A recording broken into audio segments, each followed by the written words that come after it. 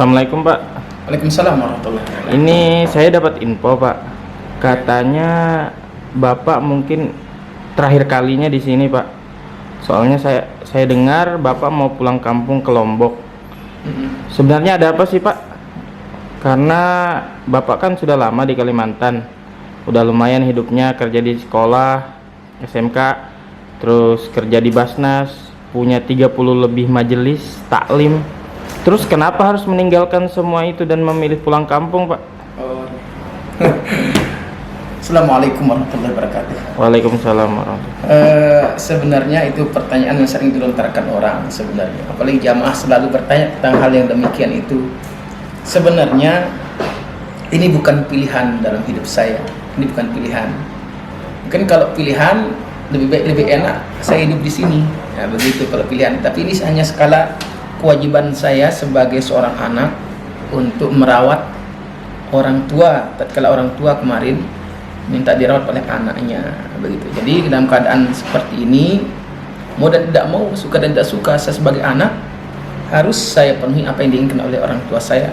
Mungkin salah satu bakti saya ke orang tua saya adalah ketika orang tua saya minta dirawat oleh anaknya, ya harus saya rawat. Karena apa?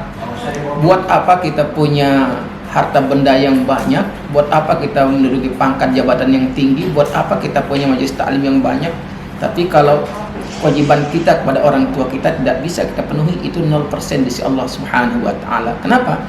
Karena kewajiban kita kepada orang tua itu nomor 2 setelah kewajiban kita kepada Allah Subhanahu wa taala. Jadi ingin hidup bahagia, hidup penuh dan ketenangan, hidup penuh dan keberkahan, maka bahagiakanlah kedua orang tua kita, apalagi orang tua kita masih hidup.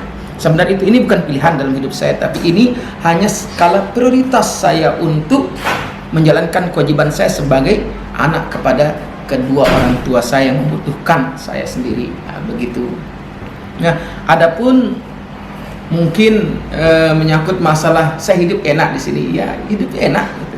Tetapi saya yakin inna ardallahi wasi'ah, bumi Allah itu luas. Jadi dimanapun kita hidup, insya Allah, Allah akan selalu menanggung rezeki kita. Yang penting intinya taat kepada Allah, jalankan perintah Allah, lakukan yang disenangi oleh Allah. Salah satu hal yang disenangi oleh Allah ketika saya membahagiakan orang tua saya, begitu. Nah, kalau umpama nanti dibandingkan, kan di Kalimantan lebih enak hidupnya, di sana kan lebih enak, di sana belum tentu ada jaminan, ya kan? Bisa jadi ada orang bertanya seperti itu, dan itu pertanyaan yang belum berhasil ditanyakan orang ke saya. Cuman saya hanya menjawab, kalau saya ragu-ragu nanti rezeki saya di sana tidak sebaik yang di sini atau dan lain sebagainya, berarti saya ragu-ragu tentang keberadaan Allah itu sendiri. Saya ragu tentang keberadaan Allah itu sendiri. Jadi dimanapun saya hidup, selama kita ingat kepada Allah, kerjakan diperintahkan Allah Subhanahu wa taala, wa yarzuqhu min haitsu la yahtasib, Allah akan berikan kita rezeki tanpa kita duga-duga. Itu yang saya yakini, insyaallah. Emang ada jaminan ya yang lebih baik nantinya di sana? Wallahu a'lam bishawab. Begini, kalau disebut ada jaminan, wallahu a'lam, saya serahkan kepada Allah. Cuman dalam konteks ini saya hanya selalu berpikir dengan firman Allah mengatakan, asa an tuhibbu syai'an wa huwa syarrul lakum wa asa an takrahu syai'an wa khairul lakum. Mungkin orang akan berpikir lihat keadaan yang di sini dengan sesuatu yang belum menentu di tempat yang akan saya tuju. Orang mengatakan ini lebih baik, belum tentu. Bisa jadi yang kita anggap baik itu belum tentu terbaik untuk kita. Bisa jadi yang kita anggap tidak baik, belum tentu hal itu tidak baik. Bisa jadi yang kita anggap baik, oh lebih baik saya di sini, belum tentu itu terbaik dalam hidup kita. Kalau kita mengatakan di sana kan belum tentu baik seperti di sini, bisa jadi itu yang terbaik dalam hidup kita. Karena itu yang saya pahami dalam hidup ini. Insya Allah, pokok yakin saja pada Allah Subhanahu wa taala. Mattaqillah yaj'al lahu makhraja wa yarzuqhu min haitsu la yahtasib. Gimana Pak Haji? Setuju? Alhamdulillah, beliau ini selalu membimbing itu. Mungkin ada yang mau disampaikan kepada seluruh jamaahnya, Ustadz? Jamaah. Oh, mungkin begini. Manusiawi memang tidak luput dari salah, khilaf dan sebagainya. Mungkin begini, saya ingin sampaikan dulu pertama permintaan maaf saya kepada semua guru-guru yang ada di SMK Negeri 2 Tanah Grogol, pada semua keluarga besar SMK Negeri 2 Tanah Grogol. Mungkin ada hal-hal yang kurang berkenan yang saya sampaikan.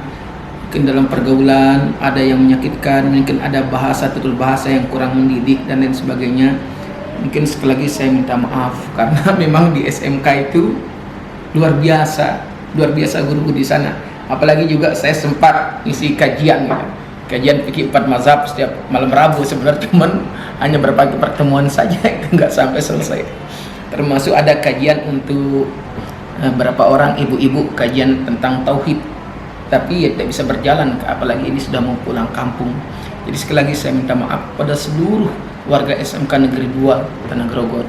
Yang kedua, mungkin permintaan maaf saya kepada seluruh rekan-rekan kerja bagian pelaksana di Basnas Badan Amil Zakat Kabupaten Pasir, dan terutama permohonan maaf saya yang sedalam-dalamnya kepada waka bagian pendistribusian yang tentunya dalam hal ini yang diketuai oleh Bapak Haji Hamdani, mohon maaf Pak Haji, dan bagian pengumpulan Pak Haji Saleh, minta maaf juga sama beliau, dan bagian masalah keuangan Pak Ustadz Abdul Qadir, minta maaf juga sama beliau, dan semuanya minta maaf pada seluruh teman-teman, saudara-saudara, bapak-bapak yang ada di Badan Amil Zakat Nasional. Kalau selama ini ada hal-hal yang kurang berkenan, karena memang kita kadang-kadang suka bercanda, jadi mohon maaf yang sedalam-dalam, dan terima kasih saya diberikan kesempatan untuk bisa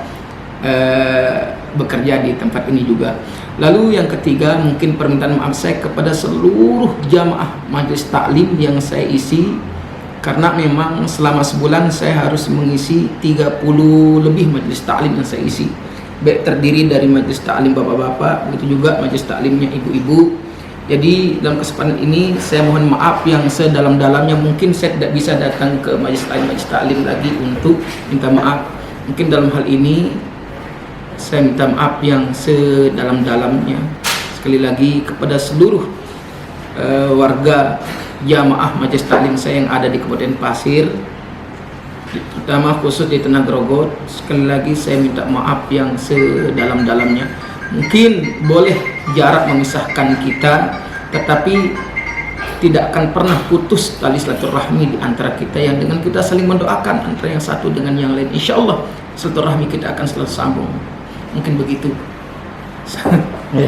Saya terima kasih sudah mau nanyain entah Anda dapat informasi dari mana. Mudah-mudahan ini menjadi suatu nilai yang positif untuk saya dan untuk kita semua. Saya akhiri, assalamualaikum warahmatullahi wabarakatuh. Waalaikumsalam warahmatullahi wabarakatuh.